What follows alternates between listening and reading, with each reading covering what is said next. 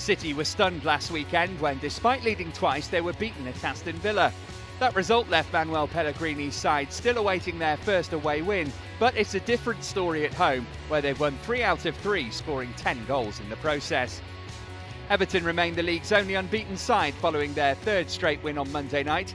The 3-2 victory over Newcastle means new boss Roberto Martinez is yet to see his side lose in 6 Premier League games. We know that we love to be at our best, but we embrace that challenge and we will really look forward to go and face Man City in their own yard, because they are, in my eyes, they are one of the title challengers this season. Ian Wright scored 113 Premier League goals and sees City coming out on top in this one. I'm going to go Man City 2-1, because I just think they're at home and they lose one week, they win, so this week they'll win.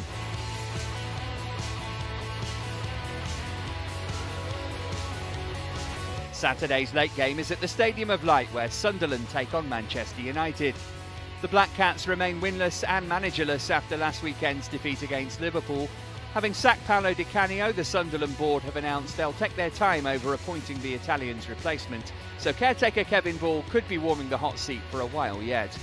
The champions arrive on Wearside, having made their worst start to a league campaign in 24 years. Saturday's defeat to West Brom has increased the pressure on new United boss David Moyes, whose side have taken just 7 points from his 6 league games in charge. Man United 2-0. I just don't feel that Sunderland is strong enough. I think Man United are going to have too much, especially after losing the other day as well.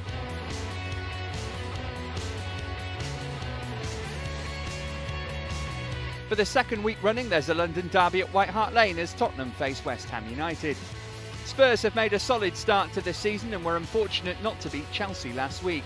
They've now taken 13 points from a possible 18 and have conceded just twice so far.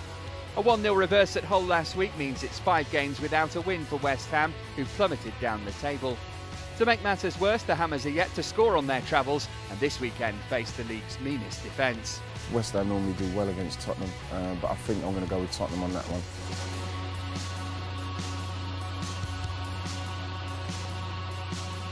The Baggies are buoyant after they pulled off a stunning victory over Manchester United last week, their first at Old Trafford since 1978. That result meant that they begin the weekend in the top half of the table, but boss Steve Clarke lost Scott Sinclair to injury. He joins a growing list of absentees. Arsenal are in sensational form, having won 5 in a row in the league.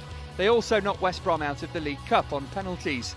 Arsenal could have Santi Cazorla back from injury, but Arsene Wenger may keep faith with youngster Serge Gnabry after his display at Swansea last week. I'm not going to say it's an easy game, but Arsenal full of confidence. I'm going to go Arsenal maybe 3-1.